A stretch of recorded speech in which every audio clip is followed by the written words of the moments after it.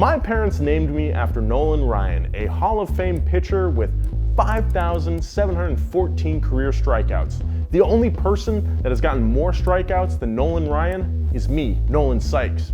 Except mine were with women and not on a baseball diamond. Pizzazz. Yeah. I'm not sure why my parents named me after a baseball player. Anyway, how do car companies come up with names for their cars? There are three kinds of car names: real ones, alphanumeric, and the ones that you give your cars yourself. Giving a new car the right name is incredibly important to automakers. It's a relatively small aspect, but if the car has a bad name, it might never be successful, even if it's a good car.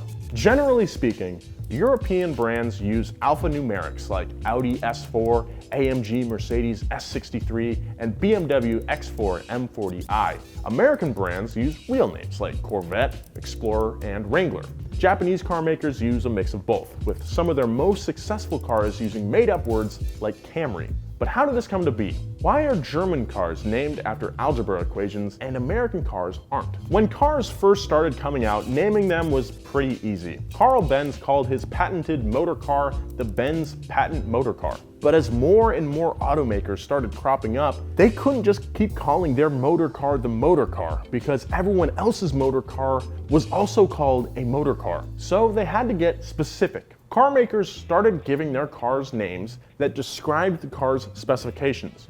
Take, for example, the 1924 Mercedes 24-100 140 PS. It's a long name, but it says a lot about the car.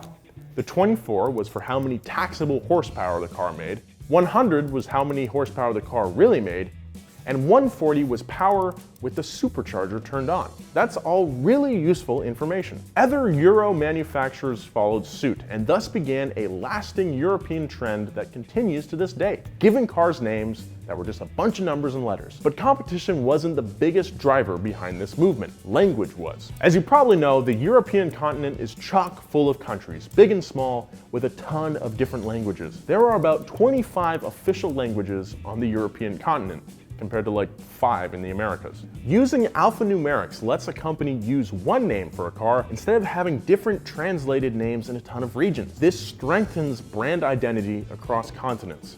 On the other side of the Atlantic, things seemed like they were going to go the same way. Henry Ford debuted his first Model A in 1903. He continued his alphanumeric streak with the Model T in 1907, the second Model A in 1927, and the Model B in 1932.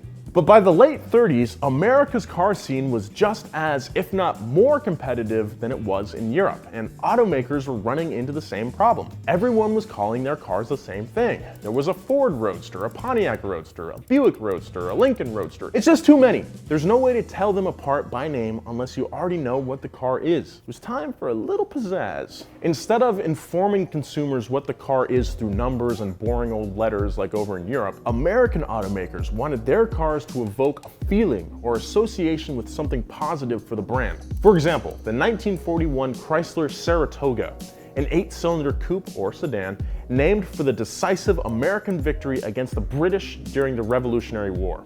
That's a great name. To me, it sounds fancy, but to someone with a little more historical knowledge, they'll associate Chrysler's name with victory. How about the Lincoln Continental, a car so lavish and extravagant that it would be renowned across the continent? It's like how Pitbull calls himself Mr. Worldwide. Naming cars in this method continues to this day. But what if there's not a word suitable for your new car? What if you've built something so groundbreaking, so earth-shakingly badass, that the English language hasn't come up with a word worthy for your ride? Well, that's when you make one up.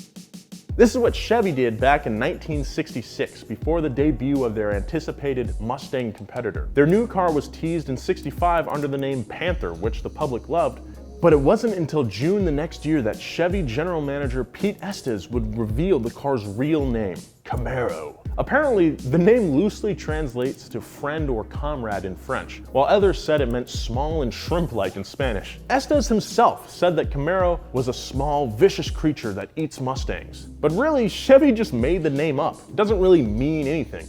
But it does sound cool, and it's lasted 53 years now. Made-up words like this are called neologisms, meaning newly coined word or expression. The auto industry might be the biggest industry that relies on these. Corolla, Elantra, Altima, Camry, Sentra, Pacifica, they don't really mean anything, but they sound really nice, and that's what the car makers want. It's about selling the car to your subconscious. That's why you'll never see a car called the Volkswagen Dia Reaper or Honda Clap. Actually, Honda might call a car that. So if German brands like BMW and Mercedes still use alphanumerics, why do other non-Euro brands do it too? When Lexus was choosing a name for their new four-door luxury sedan in the early 90s, they whittled down their list to 5, but none of them really exuded that fancy feel they wanted as much as a simple 5-digit code.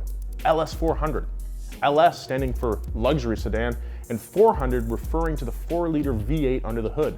There's a reason they chose an alphanumeric name. Remember back in Europe how they were giving everything a jumble of numbers and letters? They might have had alphanumeric names, but they were great cars. So when the 80s rolled around and the Japanese started designing luxury cars, they had to attach their cars to the prestige and lifestyle that more established brands like Mercedes had already carved out. It's kind of like how in the mid-2000s, it seemed like every company was putting an E or an I in front of their product to show that it was high tech. Oh, an E Kleenex? Thank you. An I coffee maker? I'm sure that doesn't violate any copyrights. This subconscious link between luxury and alphanumerics is why brands like Acura, Infiniti, and Lexus call their cars ILX, Q70L, and LC500. Sometimes these names can mean nothing, but fair shake to Lexus, the C in LC stands for coupe, 500 for the car's 5-liter engine, and the H is for hybrid. By contrast, I don't think anyone knows what Acura or Infiniti's names mean. And if you say you do, you're lying. So the basic rule is to give your car a name that consumers will associate with something positive or at least non-negative towards the brand. Whether that be a cool word or lifestyle, you really can't go wrong. But what happens when it does go wrong? What happens when auto brands totally miss the mark? In the early 80s, Ford had a sizable stake in Mazda. They had an eye on Mazda's G-Series platform, a front-wheel drive layout with room for either turbocharged 4-bangers or V6s. They planned to use Mazda's front-wheel drive platform for their star pony car. Unfortunately for them, plans for the new Mustang got leaked, and Mustang fans flipped out. Frankly, a front-wheel drive Mustang would be sacrilege, so I don't blame them. But Ford was too deep in the paint to bail out, so they kept working on the car, and it entered production in 1988. Say hello to the capable and surprisingly good-looking Ford Probe. Yep, call the car the Probe, an instrument that little gray men stick up your butt when they abduct you from your farmhouse. Really great name, guys. Love it. Ford Probe. The Probe ended production in 1992. Some will say it's because Ford didn't see the point of having two-door performance coupes in the showroom. But I say it's because of that stupid name. Here are some other dumb names. Mitsubishi Lettuce, AMC Gremlin, Isuzu Mysterious Utility Wizard, Nissan Homey Superlong, Daihatsu Scat, Chevy Citation, Renault Licar, and my personal favorite, the Mazda Scrum Wagon. Who doesn't want to own one of those? A good name is important. It's the first impression. And that doesn't just go for cars, it's for everything. What if my name was Wolfgang? I'd never strike out then. That'd be tight. So I'm gonna change my name. Wolfgang Sykes. Please like this video if you did, it really helps us out, and please subscribe to Donut if you'd like, that'd be really awesome. Scientists don't want you to watch this episode of Science Garage. Don't watch this episode of Up to Speed with your girlfriend.